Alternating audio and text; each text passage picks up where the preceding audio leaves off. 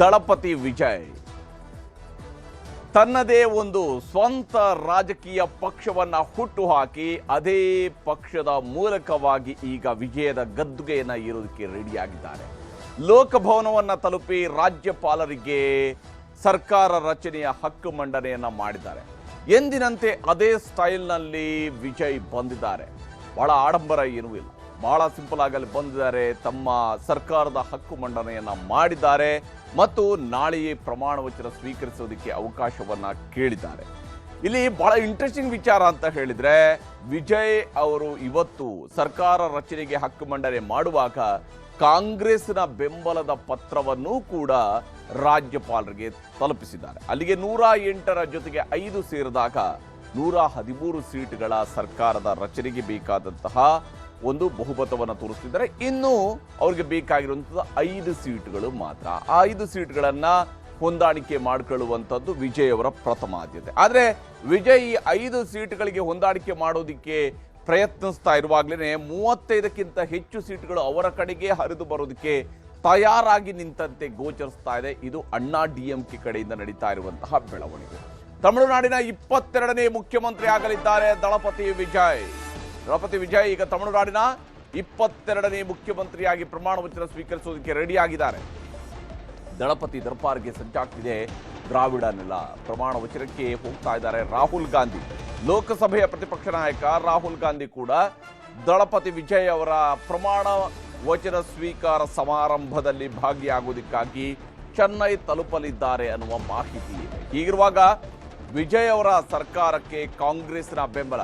ಕಾಂಗ್ರೆಸ್ ಕಳೆದ 22-23 ವರ್ಷಗಳಿಂದ ಡಿಎಂಕೆ ಜೊತೆಗೆ ಮೈತ್ರಿಯಲ್ಲಿತ್ತು. ಅದು UPA ಸರ್ಕಾರದ 1ನಿಂದ ಶುರುವಾಗಿರುವಂಥದ್ದು UPA 2ಗೆ ಸಾಗಿ UPA ಆನಂತರ ಅಧಿಕಾರ ಕಳ್ಕೊಂಡಾಗಲೂ ಕೂಡ ಮುಂದುವರೆದು ಇಂಡಿಯಾ ಬ್ಲಾಕ್ನ ಸ್ಥಾಪನೆಯಿಂದ ಹಿಡಿದು ರಾಹುಲ್ ಗಾಂಧಿ ಅವರ ಭಾರತ್ ಜೋಡೋ ಯಾತ್ರೆಗೆ ಫ್ಲಾಗ್ ಆಫ್ ಮಾಡಿ ರಾಹುಲ್ ಗಾಂಧಿಯೇ ಮುಂದಿನ ಪ್ರಧಾನಮಂತ್ರಿ ಅಭ್ಯರ್ಥಿ ಅನ್ನೋದನ್ನ ಸ್ಟಾಲಿನ್ ಅವರು ಘೋಷಣೆ ಮಾಡಿದ್ದರು. ಆ ಸ್ಟಾಲಿನ್ ಅವರ ಜೊತೆಗೆ ಕಳೆದ ಎಲೆಕ್ಷನ್ ಅನ್ನ ವಿಧಾನಸಭಾ ಚುನಾವಣೆಯನ್ನು ನಡೆಸಿದರು. ಈಗ ಸ್ಟಾಲಿನ್ ಅವರಿಗೆ ಕೈಕೊಟ್ಟು ಹೊಸ ನಾಯಕನ ಕೈ ಹಿಡಿದಿದೆ ಕಾಂಗ್ರೆಸ್. ಜನನಾಯಕನ್ ಸರ್ಕಾರ ಈಗ ಬರ್ತಾ ಇದೆ. ಜನನಾಯಕನ್ ಸಿನಿಮಾ ರಿಲೀಸ್ ಮಾಡೋದಕ್ಕೆ ಬಿಡದಿದ್ರೇನೋ ಇವಾಗ ಜನನಾಯಕನ್ ಈಗ ತಮಿಳುನಾಡಿನ ಮುಖ್ಯಮಂತ್ರಿ ಆಗ್ತಾ ಇದ್ದಾರೆ. ರಾಜ್ಯಪಾಲ ರಾಜೇಂದ್ರ ವಿಶ್ವನಾಥ್ ಅವರನ್ನ ಭೇಟಿಯಾಗಿ ವಿಜಯ್ ಅವರು ಸರ್ಕಾರ ರಚನೆಯ ಹಕ್ಕನ್ನು ಮಂಡನೆ ಮಾಡಿದ್ದಾರೆ. ಇದು ನಾರ್ಮಲ್ ಆಗಿರುವಂತಹ ಪ್ರಕ್ರಿಯೆ. TVK ನೇತೃತ್ವದಲ್ಲಿ ಸರ್ಕಾರ ರಚನೆಗೆ ಹಕ್ಕು ಮಂಡನೆಯಾಗಿದೆ. ತನ್ನ ಪಕ್ಷದ ನಾಯಕರುಗಳ ಜೊತೆಗೆ ಹೋಗಿದ್ದಾರೆ. ಅವರು ಲೋಕಭವನವನ್ನು ತಲುಪಿದ್ದಾರೆ.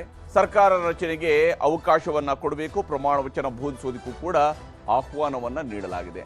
ಪ್ರಮಾಣ ವಚನವನ್ನು ಬೋಧಿಸೋದಕ್ಕೆ ಬರಬೇಕು ತಾವು ಅಂತ ಹೇಳಿ ಕೇಳಿದ್ದಾರೆ. ಬಹುಮತ ಸಾಬೀತುಪಡಿಸುವುದಾಗಿ ಪತ್ರದಲ್ಲಿ ಉಲ್ಲೇಖವನ್ನ ಮಾಡಲಾಗಿದೆ ಮತ್ತು ಇದಕ್ಕೆ 2 ವಾರಗಳ ಕಾಲಾವಕಾಶವನ್ನು ಅವರು ಕೇಳಿದ್ದಾರೆ. ಅಂತಿಮವಾಗಿ ಅದು ರಾಜ್ಯಪಾಲರ ವಿವೇಚನೆ ಇರುತ್ತೆ, ಎಷ್ಟು ದಿವಸಗಳ ಅವಕಾಶ ಕೊಡಬೇಕು ಅಂತ ಹೇಳಿ. ನಾಳೆ ಚೆನ್ನೈನ ಜವಾಹರ್ಲಾಲ್ ನೆಹರು ಸ್ಟೇಡಿಯಂನಲ್ಲಿ ಪ್ರಮಾಣ ವಚನ ಸ್ವೀಕಾರ ಸಮಾರಂಭಕ್ಕೆ ಬೇಕಾದಂತಹ ತಯಾರಿಗಳು ಈಗಾಗಲೇ ನಡೀತಾ ಇದ್ದಾವೆ. ನಾಳೆಯೇ ಪ್ರಮಾಣ ವಚನ, ನಾಳೆಯೇ ವಿಜಯ ಯುಗಾರಂಭ ಆಗುತ್ತೆ. ಅಲ್ಲಿ ಅದ್ಧೂರಿ ಕಾರ್ಯಕ್ರಮಕ್ಕೆ ಸಿದ್ಧತೆಯನ್ನು ಮಾಡಿಕೊಳ್ಳಲಾಗಿದೆ. ರಾಹುಲ್ ಗಾಂಧಿಯವರು ಕೂಡ ಈ ಕಾರ್ಯಕ್ರಮದಲ್ಲಿ ಪಾಲ್ಗೊಳ್ಳುವ ಸಾಧ್ಯತೆ ಇದೆ. DMK ಸರ್ಕಾರ ಬಂದಿರ್ತಿದ್ರು ಕೂಡ ರಾಹುಲ್ ಗಾಂಧಿ ಬರ್ತಾ ಇದ್ರು. ಈಗ TVK ಸರ್ಕಾರ ಬರ್ತಾ ಇದೆ, ರಾಹುಲ್ ಗಾಂಧಿ ಬರ್ತಾ ಇದ್ದಾರೆ. ರಾಹುಲ್ ಗಾಂಧಿ ಮೈತ್ರಿಯನ್ನೇ ಶಿಫ್ಟ್ ಮಾಡಿದ್ದಾರೆ. DMK ಕಡೆಯಿಂದ ನೇರವಾಗಿ ಜಂಪ್ ಮಾಡಿದೆ ಕಾಂಗ್ರೆಸ್ ಈ ಬಾರಿ TVK ಕಡೆಗೆ. ತಮಿಳುನಾಡಿನ ದ್ರಾವಿಡ ಪಕ್ಷಗಳ ಜೊತೆಗೆ ಕಾಂಗ್ರೆಸ್ಗೆ ಹಳೆಯ ಸ್ನೇಹ ಇದೆ. ಯಾಕೆಂದ್ರೆ 1967ರಲ್ಲಿ ಅಧಿಕಾರವನ್ನು ಕಳ್ಕೊಂಡ ನಂತರ ಯಾವತ್ತೂ ಕೂಡ ಅವರಲ್ಲಿ ಅಧಿಕಾರಕ್ಕೆ ಬರುವಂತಹ ಪ್ರಯತ್ನವನ್ನು ಮಾಡಲೇ ಇಲ್ಲ ಕಾಂಗ್ರೆಸ್ನವರು. ಅದ್ಧೂರಿ ಕಾರ್ಯಕ್ರಮಕ್ಕೆ ರಾಹುಲ್ ಗಾಂಧಿ ಅವರು ಸಾಕ್ಷಿಯಾಗುವಂತಹ ಸಾಧ್ಯತೆ ಇದೆ. ಕಾಂಗ್ರೆಸ್ ಅದಾದ ನಂತರ ತಮಿಳುನಾಡಿನಲ್ಲಿ ಅಧಿಕಾರವನ್ನು ಕಂಡುಕೊಂಡಿರುವಂತಹ ದ್ರಾವಿಡ ಪಕ್ಷಗಳ ಹೆಗಲ ಮೇಲೆ ಕುಳಿತೇ ಹೊರತು ಬೇರೆ ಯಾವುದೇ ರೀತಿಯಾದ ಅವಕಾಶಗಳು ಕಾಂಗ್ರೆಸ್ಗೆ ಇರಲಿಲ್ಲ. ಇಲ್ಲಿ ವಿಜಯ ಕಂಪನ ಆಗ್ತಾ ಇದೆ. ಈಗ ವಿಜಯ್ ಅವರ ವಿಜಯದ ಕಂಪನ ತಮಿಳುನಾಡಿನ ರಾಜಕೀಯದಲ್ಲಿ ಆಗ್ತಾ ಇದೆ. ಎಡಪ್ಪಾಡಿ ಪಳನಿಸ್ವಾಮಿ ಅವರ ನೇತೃತ್ವದಲ್ಲಿ ಅಣ್ಣಾ ಡಿಎಂಕೆ ಇತ್ತು. ತಮಿಳುನಾಡಿಗರ ಅಮ್ಮ ಜಯಲಲಿತಾ ನಿಧನರಾದ ನಂತರ ಅಣ್ಣಾ ಡಿಎಂಕೆ ನೇತೃತ್ವವನ್ನು ಎಡಪ್ಪಾಡಿ ಪಳನಿಸ್ವಾಮಿ ಅವರು ವಹಿಸಿಕೊಂಡಿದ್ರು. ಆದರೆ ಈಗ ಅಣ್ಣಾ DMK ಒಡಕಾಗಿದೆ. 3/2 ಶಾಸಕರು ವಿಜಯ್ಗೆ ಜೈ ಅಂತ ಹೇಳೋದಕ್ಕೆ ರೆಡಿ ಆಗ್ತಾ ಇದ್ದಾರೆ. ವಿಜಯ್ ಅವ್ರಿಗೆ ಅವ್ರನ್ನ ಸೇರಿಸ್ಕೊಳ್ತಾರ ಇಲ್ವಾ ಅನ್ನುವ ಪ್ರಶ್ನೆ ವಿಜಯ್ ಅವ್ರಿಗೆ ಇದೆ ಹೊರತು ಅಣ್ಣಾ DMKಲಿರ್ತಕ್ಕಂತಹ ಶಾಸಕರು ಈಗ ಹೊಸ ನಾಯಕತ್ವದ ಕಡೆಗೆ ಶಿಫ್ಟ್ ಆಗ್ತಿದ್ದಾರೆ. ಅಲ್ಲಿಗೆ ಒಂದು ವೇಳೆ ಅಂಥದ್ದೊಂದು ಪ್ರಕ್ರಿಯೆ ನಡೀತು ಅಂತ ಹೇಳಿ ಆದರೆ ತಮಿಳುನಾಡಿನ ರಾಜಕೀಯದಲ್ಲಿ ಮತ್ತೊಂದು ಸ್ಥಿತ್ಯಂತರ ಆಗುತ್ತೆ. ಅದು ಯಾವ ರೀತಿಯಲ್ಲಿ 2 ಧ್ರುವಗಳ ನಡುವಿನ ಚುನಾವಣೆ ಆಗಿತ್ತು, DMK ಅಣ್ಣಾ DMK ಅನ್ನುವಂಥದ್ದು. ಅದರ ನಡುವೆಯಲ್ಲಿ ಬಂದಿರುವಂತಹ ತೃತೀಯ ಶಕ್ತಿ ಅಥವಾ ಅದು ಈಗಿನ ಪ್ರಥಮ ಶಕ್ತಿಯಾಗಿ ಉದ್ಭವಿಸಿರುವಂಥದ್ದು TVK. ಈಗ ಅದು ಒಂದು ಶಕ್ತಿ, ಮತ್ತೊಂದು ಶಕ್ತಿ ಅಂತ ಹೇಳಿದ್ರೆ DMK ಮಾತ್ರ ಉಳಿಯುತ್ತೇನೋ ಅನ್ನುವ ಅನುಮಾನ ಬರ್ತಾ ಇದೆ. DMK ಜೊತೆಗಿನ 23 ವರ್ಷಗಳ ಮೈತ್ರಿಗೆ ಕಾಂಗ್ರೆಸ್ ಅವರು ಬ್ರೇಕ್ ಕೊಡೋದಕ್ಕೆ ತೀರ್ಮಾನಿಸಿದ್ದಾರೆ.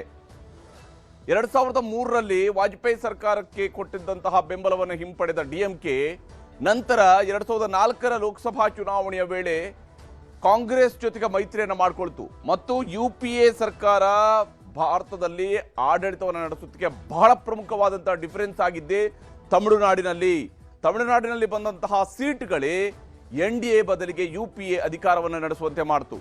ಈಗ ಆ DMK ಜೊತೆಗಿನ ಮೈತ್ರಿಯನ್ನ ಕಡ್ಕೊಂಡು TVKಯ ಜೊತೆಗೆ ರಾಹುಲ್ ಗಾಂಧಿ ಹೊರಟು ನಿಂತಿದ್ದಾರೆ. DMK ಜೊತೆಗಿನ 23 ವರ್ಷಗಳ ಮೈತ್ರಿಯನ್ನ ಕಾಂಗ್ರೆಸ್ ತೊರೆದಿದೆ.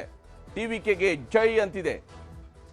ಈಗ ಒಂದು ರೀತಿಯಲ್ಲಿ ಇಂಡಿಯಾ ಬ್ಲಾಕ್ನಿಂದ DMK ಔಟ್ ಆಗಿದೆಯಾ ಅಥವಾ ಕಾಂಗ್ರೆಸ್ ಇಂಡಿಯಾ ಬ್ಲಾಕ್ ಇಂದ ಔಟ್ ಆಗಿದೆಯಾ ಅನ್ನೋದನ್ನ ಕಾಂಗ್ರೆಸ್ ಅವರು ಹೇಳಬೇಕು, ದೇಶದ ಜನರಿಗೆ ವಿವರಿಸಬೇಕಾಗತ್ತೆ. ಯಾಕಂದ್ರೆ TVKಗೆ ಅಧಿಕೃತವಾಗಿ ಬೆಂಬಲವನ್ನು ಕಾಂಗ್ರೆಸ್ ಸೂಚಿಸಿದೆ. ಅನಿವಾರ್ಯತೆನ, ಅಧಿಕಾರದ ಲಾಲಸೆನ, ಇದನ್ನ ಕಾಂಗ್ರೆಸ್ ಹೇಳಬೇಕಾಗತ್ತೆ. ನಟ ವಿಜಯ್ ಭೇಟಿಯಾಗಿ ಬೆಂಬಲ ಪತ್ರವನ್ನ ಕಾಂಗ್ರೆಸ್ ಶಾಸಕರು ನೀಡಿದ್ದಾರೆ. ಅಥವಾ ತಮ್ಮ ಪಕ್ಷವನ್ನು ಉಳಿಸಿಕೊಳ್ಳುವಂತಹ ಪ್ರಯತ್ನದ ಭಾಗವಾಗಿಯೂ ಕೂಡ ಇರಬಹುದು. ತಮ್ಮ ಪಕ್ಷ ಅಲ್ಲಿ ಇದೆ, ಅದರಲ್ಲಿರುವಂತಹ 5 ಜನ ಶಾಸಕರು ಇದ್ದಾರೆ, ಅವ್ರನ್ನ ಹಾಗೆ ಉಳಿಸ್ಕೊಳ್ಬೇಕು ಅಂದ್ರೆ ಬೇರೆನೇನೋ ಆಪ್ಷನ್ ಬಹುಶಃ ಕಾಂಗ್ರೆಸ್ಗಿದ್ದಂತೆ ಕಾಣ್ತಾ ಇಲ್ಲ, ಕಾಂಗ್ರೆಸ್ನ ಹೈಕಮಾಂಡ್ಗಿದ್ದಂತೆ ಕಾಣ್ತಾ ಇಲ್ಲ. TVK ಸರ್ಕಾರದಲ್ಲಿ 2 ಸಚಿವ ಸ್ಥಾನಗಳಿಗೆ ಬೇಡಿಕೆಯನ್ನು ಇಟ್ಟಿದ್ದಾರೆ. ಅದಕ್ಕೆ ನಟ ವಿಜಯ್ ಅವರು ಒಪ್ಪಿಗೆಯನ್ನು ಸೂಚಿಸಿದ್ದಾರೆ. ಆಯ್ತು ಬನ್ನಿ, ನಿಮಗೆ 2 ಸಚಿವ ಸ್ಥಾನವನ್ನು ಕೊಡ್ತೀವಿ ಅಂತ ಅವರು ಕೂಡ ಹೇಳಿದ್ದಾರೆ. ಹೀಗಾಗಿ ವಿಜಯ್ ಅವರ ಜೊತೆಗೆ ಕಾಂಗ್ರೆಸ್ ಬೆಂಬಲವನ್ನ ಕೊಟ್ಟಿದೆ. TVK ವಿಜಯ್ಗೆ ಬೆಂಬಲವನ್ನು ನೀಡಿರೋದ್ರ ಬಗ್ಗೆ ಕಾಂಗ್ರೆಸ್ ಕೂಡ ಸ್ಪಷ್ಟನೆಯನ್ನ ನೀಡಿದೆ. ಅವರು DMKಯ ಮೈತ್ರಿಯಿಂದ ಹೊರಬರುವಂತಹ ತೀರ್ಮಾನಕ್ಕೆ ಬಂದಿದ್ದಾರೆ. ಬೆಂಬಲ ನೀಡುವಂತೆ ಖುದ್ದು ವಿಜಯ್ ಅವರು ಪತ್ರ ಬರೆದಿದ್ರು. ಅವರೇ ಪತ್ರ ಬರೆದಿರುವಾಗ ನಾವು ಕೂಡ ಅದಕ್ಕೆ ಓಕೆ ಅಂತ ಹೇಳಿದ್ದೀವಿ ಅನ್ನುವಂತಹ ರೀತಿಯಲ್ಲಿ ಮಾತನಾಡಿದ್ದಾರೆ. ತಮಿಳುನಾಡು ಕಾಂಗ್ರೆಸ್ ಶಾಸಕಾಂಗ ಪಕ್ಷದ ಸಭೆಯಲ್ಲಿ ಇದರ ಬಗ್ಗೆ ತೀರ್ಮಾನ ಆಗಿದೆ. ಆ ಪ್ರಕಾರವಾಗಿ ಕೋಮುವಾದಿ ಪಕ್ಷದೊಂದಿಗೆ TVK ಹೋಗಬಾರದು ಅನ್ನೋ ಕಾರಣಕ್ಕಾಗಿ ನಾವು ಬೆಂಬಲವನ್ನು ಸೂಚಿಸಿದ್ದೀವಿ ಅಂತ. ಕೋಮುವಾದಿ ಪಕ್ಷದೊಂದಿಗೆ ಹೋಗೋದಕ್ಕೆ BJPಗೆ ಇರುವಂತ ಅಲ್ಲಿ 1 ಸೀಟು, BJPಯನ್ನು ತಡೆಯೋದಕ್ಕೆ ಬೇಕಾಗಿ ನಾವು ಇದನ್ನೆಲ್ಲ ಮಾಡ್ತಾ ಇದ್ದೀವಿ, ಈ ಸಾಹಸಕ್ಕೆ ಮುಂದಾಗಿದ್ದೀವಿ ಅನ್ನುವಂಥದ್ದು ಕಾಂಗ್ರೆಸ್ನವರು ಕೊಡ್ತಾ ಇರುವಂತಹ ಸಮಜಾಯಿಷಿ. ಕೋಮುವಾದಿ ಪಕ್ಷಗಳನ್ನು ಅಧಿಕಾರದಿಂದ ದೂರ ಇಡೋದಕ್ಕಾಗಿ ನಿರ್ಧಾರ ಅನ್ನುವ ತೀರ್ಮಾನಕ್ಕೆ ಕಾಂಗ್ರೆಸ್ನವರು ಬಂದಿದ್ದಾರೆ. ಮುಂದಿನ ಎಲ್ಲಾ ಚುನಾವಣೆಗಳಲ್ಲೂ ಕೂಡ TVK ಜೊತೆಗೆ ನಮ್ಮ ಮೈತ್ರಿ ಇರುತ್ತೆ. ಮುಂದಿನ ಎಲ್ಲ ಚುನಾವಣೆಗಳಲ್ಲೂ ನಮ್ಮ ಮೈತ್ರಿ TVK ಜೊತೆ ಇರುತ್ತೆ. ನಮಗೆ DMK ಮುಗಿದೋದ ಅಧ್ಯಾಯ ಇನ್ನೇನಿದ್ರು ಹೊಸ ಸ್ವರೂಪದಂತಹ ಒಂದು ಸಂಬಂಧವನ್ನು ಬೆಳೆಸೋದಕ್ಕೆ ಹೊರಟಿದ್ದಾರೆ. ಕಾಮರಾಜ್, ಪೆರಿಯಾರ್, ಅಂಬೇಡ್ಕರ್ ಸಾಮಾಜಿಕ ನ್ಯಾಯವನ್ನ ಪರಿಪಾಲನೆ ಮಾಡುವುದೇ ಉದ್ದೇಶ ಅಂತ ಹೇಳ್ತಾರೆ. ದೊಡ್ಡ ದೊಡ್ಡವರ ಹೆಸರುಗಳನ್ನು ಹೇಳಿ ಅದರ ಮೂಲಕವಾಗಿ ತಮ್ಮ ಇಂದಿನ ರಾಜಕೀಯ ಅನಿವಾರ್ಯತೆಗೆ ಒಂದು ಸಮಜಾಯಿಷಿಯನ್ನು ಕೊಡುವಂತಹ ಸಾಮಾನ್ಯ ಪ್ರಕ್ರಿಯೆಯನ್ನು ಕಾಂಗ್ರೆಸ್ನವರು ಇಲ್ಲಿ ಮಾಡ್ತಾ ಇದ್ದಾರೆ. ಸಂವಿಧಾನದ ಮೌಲ್ಯಗಳನ್ನು ಎತ್ತಿ ಹಿಡಿಯೋದಕ್ಕಾಗಿ ಹೊಸ ಮೈತ್ರಿ. ಯಾಕಂದರೆ ದೊಡ್ಡ ದೊಡ್ಡ ಪದಗಳನ್ನು ಬಳಕೆ ಮಾಡಿದಾಗ ಸಾಮಾನ್ಯ ಜನರಿಗೆ ಹೌದಿರಬೇನೋ, ಹೌದಾಗಿರ್ಬೋದೇನೋ ಅಂತ ಅನ್ನಿಸ್ಬೇಕು. ಆ ರೀತಿಯಾಗಿ ಕಾಂಗ್ರೆಸ್ನವರು ಕೂಡ ಹೇಳ್ತಾ ಇದ್ದಾರೆ, ಸಂವಿಧಾನದ ಮೌಲ್ಯಗಳನ್ನು ಎತ್ತಿ ಹಿಡಿಯೋದಕ್ಕೋಸ್ಕರ ಹೊಸ ಮೈತ್ರಿಯನ್ನು ಮಾಡ್ಕೊಳ್ತಾ ಇದ್ದೀವಿ ಅಂತೇಳಿ. ಇಷ್ಟು ದಿವಸ ಹಾಗಾದರೆ ಅವರು ಸಾಮಾಜಿಕ ನ್ಯಾಯವನ್ನು ಎತ್ತಿ ಹಿಡಿತಿದ್ದಂಥ ಕೆಲಸವನ್ನು ಮಾಡಿರಲಿಲ್ವಾ? DMK ಸ್ಟಾಲಿನ್, ಈಗ ಸ್ಟಾಲಿನ್ ಅವರನ್ನು ಬಿಟ್ಟು ಇವರ ಕಡೆಗೆ ಬರುವಾಗ ಸಂವಿಧಾನದ ಮೌಲ್ಯಗಳನ್ನು ಎತ್ತಿ ಹಿಡಿಯುವಂತಹ ಕೆಲಸ ಅಂತ ಹೇಳಿದರೆ ಯಾವ ರೀತಿಯಾದಂತಹ ಅಧಿಕಾರದ ಕೂಡಿಕೆಗಳು ಇವು ಅಂತ ಹೇಳುವಂಥ ಪ್ರಶ್ನೆ ಇದ್ದೇ ಇದೆ. ಈ ವಿಚಾರದಲ್ಲಿ ಕಾಂಗ್ರೆಸ್ನ ಹೈಕಮಾಂಡ್ ನಾಯಕರುಗಳು ಏನೆಲ್ಲ ಮಾತನಾಡ್ತಾ ಇದ್ದಾರೆ ಅಂತ ಗಮನಿಸಬೇಕು. KC ವೇಣುಗೋಪಾಲ್ ಅವರು ಮಾತನಾಡಿದ್ದಾರೆ, ಹಾಗೆಯೇ ಕಾರ್ತಿ ಚಿದಂಬರಂ ಅವರು ಕೂಡ ಮಾತನಾಡಿದ್ದಾರೆ. The president of TVK, TD Vijay, has requested the INC for support to form a government in Tamil Nadu. INC is clear that the mandate in Tamil Nadu is for a secular government committed to protecting the Constitution in letter and spirit. The INC is determined not to have the BJP and the proxies run the government of Tamil Nadu in any manner. The TVK has got 108 seats. So clearly the people of Tamil Nadu want a formation to be headed by the TVK. And it's now incumbent upon the TVK to put together a workable majority. And they have reached out to us formally. They reached out to the Congress party formally. They've written a letter. And that letter has been taken into cognizance and it has been discussed in all appropriate forums of the party. And unanimously, the Congress party has decided to support a government headed by the TVK. ಇಲ್ಲಿ ಮಾತಾಡುವ ಕಾರ್ತಿ ಚಿದಂಬರಂ ಕೂಡ ಸಂಸದರಾಗಿ ಆಯ್ಕೆಯಾಗಿರುವಂಥದ್ದು DMKಯ ಬೆಂಬಲದೊಂದಿಗೆ. ಅಲ್ಲಿ ಆಯ್ಕೆಯಾಗಿರುವ ಕಾಂಗ್ರೆಸ್ನ ಶಾಸಕರು ಕೂಡ ಆಯ್ಕೆಯಾಗಿದ್ದು DMKಯ ಬೆಂಬಲದೊಂದಿಗೆ. ಯಾಕೆಂದರೆ DMK ಜೊತೆಗೆ ಸರ್ಕಾರ ನಡೆಸಿ DMK ಜೊತೆ ಮೈತ್ರಿ ಮಾಡಿ DMKಗೆ ಬರಬಹುದಾಗಿರುವಂತಹ ಮತಗಳ ಜೊತೆಗೇ ಇವರು ಗೆದ್ದಿರುವಂಥದ್ದು. ಈಗ ಜನ ನಾವೆಲ್ಲ ಯುನಾನಿಮಸ್ ಆಗಿ ನಿರ್ಧಾರವನ್ನು ಕೈಗೊಂಡಿದ್ವಿ. ಅಫ್ಕೋರ್ಸ್ ಅದು ಅವ್ರಿಗಿರುವಂತಹ ಅಧಿಕಾರ, ಕಾಂಗ್ರೆಸ್ಗಿರುವಂತಹ ಅಧಿಕಾರ, ಅದನ್ನು ಅವರು ಬಳಕೆ ಮಾಡಿಕೊಳ್ತಾ ಇದ್ದಾರೆ. ಈ ವಿಚಾರದಲ್ಲಿ ರಾಜ್ಯದ ನಾಯಕರುಗಳು ಏನು ಹೇಳ್ತಿದ್ದಾರೆ ಕಾಂಗ್ರೆಸ್ ಮತ್ತು BJPಯವರು ಅನ್ನೋದನ್ನು ನಿಮ್ಗೆ ತೋರಿಸ್ತೀವಿ. ಎಲ್ಲ BJP ಅಲಯನ್ಸ್ ಜೊತೆ ದೂರ ಇಡಬೇಕು, ಸೆಕ್ಯುಲರ್ ಫೋರ್ಸಸ್ನೆಲ್ಲ ಒಟ್ಟಾಗಿಡಬೇಕು ಅನ್ನೋದು ನಮ್ಮ ಆಸೆ. TVK ಅವರು ಕೂಡ ಸೆಕ್ಯುಲರ್ ಫೋರ್ಸಸ್ಗೋಸ್ಕರ ಅವ್ರಿಗೆ DMK ಅವರು, ಅಣ್ಣಾ DMK ಅವರು, BJP ಅವರು ಎಷ್ಟೇ ಒತ್ತಡ ಮಾಡಿದ್ರು ಅವ್ರ ಜೊತೆ ಅಲಯನ್ಸ್ ಮಾಡ್ಕೊಳ್ಳಿಲ್ಲ. ಸೊ ಆ ಸೆಕ್ಯುಲರ್ ಫೋರ್ಸಸ್ಗೋಸ್ಕರ ತಮಿಳುನಾಡಿನ ಹಿತಕ್ಕೋಸ್ಕರ ನಮ್ಮ ಪಕ್ಷ ತೀರ್ಮಾನ ಮಾಡಿದೆ. ಕಾಂಗ್ರೆಸ್ ಪಾರ್ಟಿ ಅವರ ನಿಜ ಬಣ್ಣ ತಮಿಳುನಾಡಲ್ಲಿ ಬಯಲಾಗ್ತಾ ಇದೆ. ಪಾಪ ಆ DMK ಅವರು ಇವ್ರನ್ನ ನಂಬ್ಕೊಂಡು BJP ವಿರುದ್ಧ ಮಾತಾಡಿ ಅವರು ಇವತ್ತು ಸಪ್ಪೆ ಮೋರೆ ಹಾಕೋಣ ಅಂತ ಪರಿಸ್ಥಿತಿ ಬಂದಿದೆ. ಚುನಾವಣೆಗೆ ಮುಂಚೆ ಒಟ್ಟಿಗೆ ಸ್ಪರ್ಧೆ ಮಾಡಿ ಚುನಾವಣೆ ಆದಮೇಲೆ DMK ಸೋಲಾಯ್ತು. ಇಮಿಡಿಯೇಟ್ ಆಗಿ ಕಾಂಗ್ರೆಸ್ ಪಾರ್ಟಿ ಗೆದ್ದೆತ್ತಿನ ಬಾಲ ಹಿಡಿಯುವಂತ ಕೆಲಸ ಮಾಡ್ತಾ ಇದ್ದಾರೆ. ಯಾರು ಇವರನ್ನ ನಂಬಿದ್ರೋ ಅವರ ಬೆನ್ನಿಗೆ ಚೂರಿ ಹಾಕಿದ್ದಾರೆ. ಹೀಗೆ ನಂಬಿಕೆ ದ್ರೋಹ, ಬೆನ್ನಿಗೆ ಚೂರಿ, ಗೆದ್ದೆತ್ತಿನ ಬಾಲ, ಈ ರೀತಿಯಾದ ನಾನಾ ರೀತಿಗಳಲ್ಲಿ ಇದನ್ನು ಕರಿಬಹುದು. ಅಣ್ಣಾ DMK ಈ ಸಂದರ್ಭದಲ್ಲಿ ಇಬ್ಬಾಗ ಆಗುತ್ತಾ ಅನ್ನುವಂತಹ ಅನುಮಾನ ಶುರುವಾಗಿದೆ. ಯಾಕಂದ್ರೆ ಈಗಾಗಲೇ TVK ವಿಜಯ್ಗೆ ಅಣ್ಣಾ DMKಯ 3/2 ಶಾಸಕರು ಬೆಂಬಲ ಕೊಡೋದ್ರ ಬಗ್ಗೆ ಯೋಚನೆ ಮಾಡ್ತಾ ಇದ್ದಾರೆ. ಎಡಪ್ಪಾಡಿ ಪಳನಿಸ್ವಾಮಿ ಅವರಿಗೆ ಈಗ ಒಂದು ರೀತಿಯ ಉಭಯ ಸಂಕಟ. ಶಾಸಕರು ಅವರ ಅಭಿಪ್ರಾಯದ ಪ್ರಕಾರವಾಗಿ ಬಾಕಿಯ ಬೆಂಬಲವನ್ನು ಕೊಡೋದಕ್ಕೆ ಎಡಪ್ಪಾಡಿ ಪಳನಿಸ್ವಾಮಿ ಅವರು ಕೂಡ ಬಹುಶಃ ಒಪ್ತಾರೋ ಏನೋ. ಆದರೆ ಗೆದ್ದಿರುವ 53 ಶಾಸಕರ ಪೈಕಿ 35ಕ್ಕೂ ಹೆಚ್ಚು ಶಾಸಕರು ವಿಜಯ್ಗೆ ಬೆಂಬಲ ಕೊಡೋದಕ್ಕೆ ಅವರಾಗಿಯೇ ತೀರ್ಮಾನವನ್ನು ಕೈಗೊಂಡಿದ್ದಾರೆ. ಅವರಾಗಿಯೇ ತೀರ್ಮಾನಿಸ್ತಾ ಇದ್ದಾರೆ, ಇಲ್ಲ ನಾವು ಈಗ ವಿಜಯ್ ಅವರಿಗೆ ಸಪೋರ್ಟ್ ಮಾಡೋಣ ಅಂತ ಹೇಳಿ. ವಿಜಯ್ಗೆ ಬೆಂಬಲ ವಿಚಾರದಲ್ಲಿ ಅಣ್ಣಾ DMKಯಲ್ಲೇ ಬಿರುಕು ಉಂಟಾಗಿದೆ. ಇದರ ಪರಿಣಾಮ ಅಂದರೆ ಅಣ್ಣಾ DMKಯು ಕೂಡ ಈಗ ಒಡೆದ ಮನೆಯಾಗುತ್ತಾ ಅಂತ ಹೇಳಿ. ಅಣ್ಣಾ DMK ಆಲ್ರೆಡಿ ಒಡೆದ ಮನೆಯೇ. ಅದರಲ್ಲಿ ನಾನಾ ರೀತಿಯಂಥ ಒಡಕುಗಳು ಜಯಲಲಿತಾ ಅವರ ನಿಧನ ನಂತರ ಆಗೋಗಿದೆ. ಈಗ ಅದರ ಮುಂದಿನ ಭಾಗವಾಗಿ ಎಡಪ್ಪಾಡಿ ಪಳನಿಸ್ವಾಮಿ ಅವರನ್ನ ಬಿಟ್ಟು, ಅವ್ರನ್ನ ಹೊರಗಿಟ್ಟು ಪ್ರತ್ಯೇಕವಾದಂತಹ ಸಭೆಯೊಂದನ್ನು ಆ ಪಕ್ಷದ ಶಾಸಕರುಗಳು ಮಾಡಿದ್ದಾರೆ. ಆ ಪಕ್ಷದ ನಾಯಕರುಗಳು, ಕೆಲ ನಾಯಕರುಗಳು ಸೇರಿ ಶಾಸಕರನ್ನ ಕರೆದು ಸಭೆಯನ್ನು ಮಾಡಿದ್ದಾರೆ. TVKಗೆ ನಾವು ಬೆಂಬಲವನ್ನು ಕೊಡೋಣ ಅನ್ನುವಂಥ ರೀತಿಯಲ್ಲಿ ಪಳನಿಸ್ವಾಮಿ ನಾಯಕತ್ವವೇ ಈಗ ಡೋಲಾಯಮಾನ ಸ್ಥಿತಿಗೆ ತಲುಪಿದೆ. ಎಡಪ್ಪಾಡಿ ಪಳನಿಸ್ವಾಮಿ ಅವರು ಪನ್ನೀರ್ ಸೆಲ್ವಂ ಅವರನ್ನ ಯಾವುದೇ ಕಾರಣಕ್ಕೂ ನೀವು ಪಕ್ಷಕ್ಕೆ ಬರಬೇಕಾಗಿಲ್ಲ ಅಂತ ಹೇಳ್ತಾ ಇದ್ರು. ಅಲ್ಲಿ ಇನ್ನೂ ಅನೇಕ ನಾಯಕರ ವಿಚಾರಗಳಲ್ಲೂ ಕೂಡ ಬಹಳ ಫರ್ಮ್ ಆದಂತಹ ಡಿಸಿಷನ್ಗಳನ್ನು ಇದೇ ಪಳನಿಸ್ವಾಮಿಯವರು ತೆಗೆದುಕೊಂಡಿದ್ರು. ಯಾಕಂದರೆ ಬಹಳ ಕಟ್ಟುನಿಟ್ಟಾಗಿ ನಾಯಕತ್ವದ ವಿಚಾರದಲ್ಲಿ ಬಹಳ ಕಟ್ಟುನಿಟ್ಟಿನ ತೀರ್ಮಾನಗಳನ್ನು ಕೈಗೊಳ್ತಾ ಇದ್ರು. ಈಗ ನೋಡಿದರೆ ಪಳನಿಸ್ವಾಮಿಯವರ ನಾಯಕತ್ವವನ್ನೇ ಕೇರ್ ಮಾಡ್ತಾ ಇಲ್ಲ. 3/2 ಶಾಸಕರು ಒಟ್ಟಿಗೆ ಹೋದರೆ ಕ್ರಮ ಸಾಧ್ಯ ಇಲ್ಲ, ಅವರ ಶಾಸಕ ಸ್ಥಾನ ಅನರ್ಹ ಆಗೋದಿಲ್ಲ. ಹೀಗಾಗಿ 3/2 ಶಾಸಕರು ಒಟ್ಟಿಗೆ ಹೋಗೋದಕ್ಕೆ ಪ್ರಯತ್ನವನ್ನು ಮಾಡ್ತಾ ಇದ್ದಾರೆ. 10th ಶೆಡ್ಯೂಲ್ ಪ್ರಕಾರ 3/2ಕ್ಕಿಂತ ಒಬ್ಬ ಹೆಚ್ಚುವರಿ ಶಾಸಕ ಬೇಕು. ಅಷ್ಟು ಶಾಸಕರು ಹೋದಾಗ ಶಾಸಕರ ಅನರ್ಹತೆ ಪ್ರಶ್ನೆಯೂ ಕೂಡ ಬರುವುದಿಲ್ಲ. ಅವರು ನೇರವಾಗಿ ಮರ್ಜ್ ಆಗಬಹುದು ಅಥವಾ ಪ್ರತ್ಯೇಕ ತಂಡವಾಗಿ ಗುರುತಿಸ್ಕೊಳ್ಬಹುದು. ಮರ್ಜ್ ಆಗಲೇಬೇಕು ಅಂತೇನಿಲ್ಲ, TVK ಜೊತೆ ಮರ್ಜ್ ಆಗಲೇಬೇಕುದಿಲ್ಲ. ಸದನದ ಒಳಗೆ ಪ್ರತ್ಯೇಕ ತಂಡವಾಗಿ ಗುರುತಿಸ್ಕೊಳ್ಬಹುದು, ನಮ್ಮದೇ ಪಕ್ಷ ಅಂತೇಳಿ ಕ್ಲೈಮ್ ಮಾಡ್ಕೋಬಹುದು. ಅಣ್ಣಾ DMK ಶಾಸಕರು ಬೆಂಬಲ ಕೊಟ್ಟರೆ ಕಾಂಗ್ರೆಸ್ಗೆ ಏನಾದರೂ TVK ಕೈ ಕೊಡುತ್ತಾ ಅನ್ನುವ ಅನುಮಾನ ಇದ್ದೇ ಇದೆ. ಆದರೆ ಟಿವಿಕೆ ಆಲ್ರೆಡಿ ಕಾಂಗ್ರೆಸ್ ಶಾಸಕರ ಬೆಂಬಲದ ಪತ್ರವನ್ನು ಕೂಡ ರಾಜ್ಯಪಾಲರಿಗೆ ತಲುಪಿಸಿರೋದ್ರಿಂದಾಗಿ ಅವ್ರಿಗೆ ಸದ್ಯಕ್ಕೆ ಬಹುಶಃ ಟಿವಿಕೆ ಯೋಚನೆ ಮಾಡ್ತಾ ಇದೆ, ನಮಗೆ ಅಣ್ಣಾ DMK ಸಹವಾಸ ಬೇಡ ಅಂತ. ಒಂದು ವಿಜಯ್ ಅವರ ಕ್ಯಾಂಪೇನನ್ನು ನೀವು ಗಮನಿಸಿರಬಹುದು. ವಿಜಯ್ ಅವರು ತಮ್ಮ ಅಭ್ಯರ್ಥಿಗಳಿಗೆ ಟಿಕೆಟ್ ಕೊಟ್ಟಾಗಲೂ ಕೂಡ ಒಂದು ಪ್ರಮಾಣ ವಚನವನ್ನು ಬೋಧಿಸಿದ್ರು. ತಮ್ಮ ಪಕ್ಷದ ಅಭ್ಯರ್ಥಿಗಳಿಗೆ ನಾವು ಹೇಗೆ ಕೆಲಸ ಮಾಡ್ತೀವಿ ಅಂತ ಹೇಳಿ ಅವರೆಲ್ಲರೂ ಎದೆ ಮುಟ್ಟಿಕೊಂಡು ಪ್ರಮಾಣ ವಚನವನ್ನು ಮಾಡಿದರು. ಈಗ ಆ ಪ್ರಮಾಣ ವಚನದಂತೆ ನಡೆಯಬೇಕಾಗಿರುವಂಥದ್ದು ಟಿವಿಕೆ ಜವಾಬ್ದಾರಿ. ಒಂದು ವೇಳೆ ಅಣ್ಣಾ DMK ಶಾಸಕರು ಬಂದು ಇವರ ಜೊತೆಗೆ ಮರ್ಜ ಆದರೆ ಅವರು ಯಾರು ಈ ಪ್ರಮಾಣ ವಚನವನ್ನು ಸ್ವೀಕರಿಸಿರೋದಿಲ್ಲ.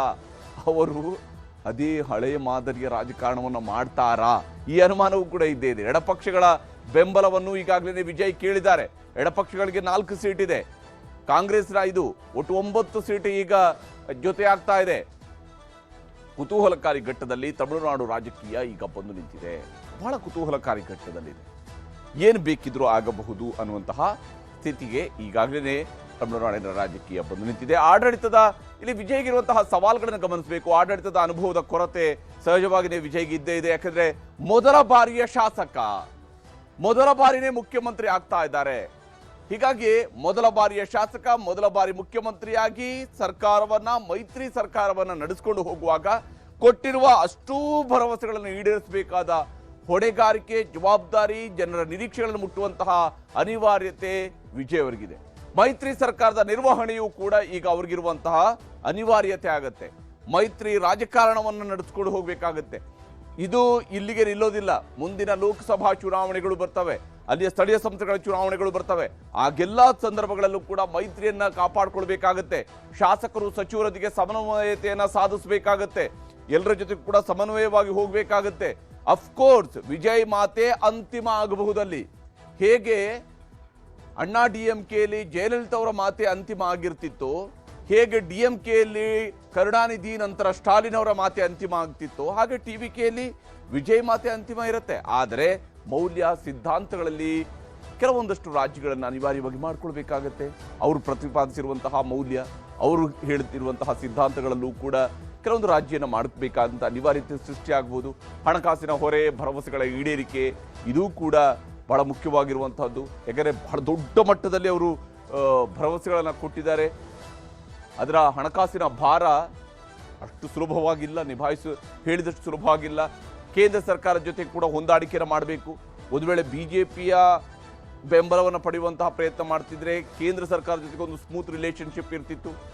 ಈಗ ಆ ರೀತಿಯಂತಹ ಬಹಳ ಸ್ಮೂತ್ ರಿಲೇಷನ್ಶಿಪ್ ಅಂತ ಇರೋದಿಲ್ಲ. ಪ್ರತಿಪಕ್ಷದ ಸ್ವರೂಪದಲ್ಲೇ ಇರಬೇಕಾಗತ್ತೆ, ಆ ಸ್ವರೂಪದಲ್ಲಿ ಎದುರಿಸಬೇಕಾಗತ್ತೆ.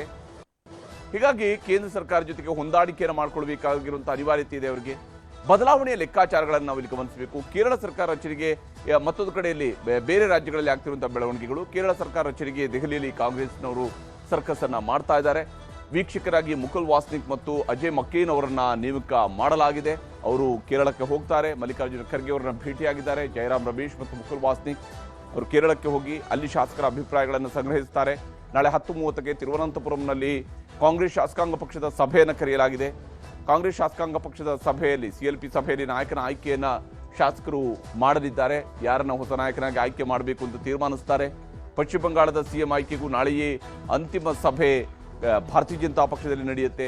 ಕೇಂದ್ರ ಗೃಹ ಸಚಿವ ವೀಕ್ಷಕರ ಅಮಿತ್ ಶಾ ಅವರ ನೇತೃತ್ವದಲ್ಲಿ ಸಭೆಯನ್ನು ನಡೆಸಲಾಗುತ್ತೆ. ಶಾಸಕರೊಂದಿಗೆ ಸಭೆ ಮಾಡಿ ನಾಯಕನ ಆಯ್ಕೆ ಪ್ರಕ್ರಿಯೆಯನ್ನು BJPಯವರು ಕೂಡ ಮುಗಿಸ್ತಾರೆ. ಆ ಮೂಲಕ ಯಾರು ಹೊಸದಾಗಿ ಪಶ್ಚಿಮ ಬಂಗಾಳವನ್ನು ಆಳ್ತಾರೆ ಅನ್ನುವಂಥದ್ದು ನಾಳೆ ನಿರ್ಧಾರ ಆಗುವುದಿದೆ.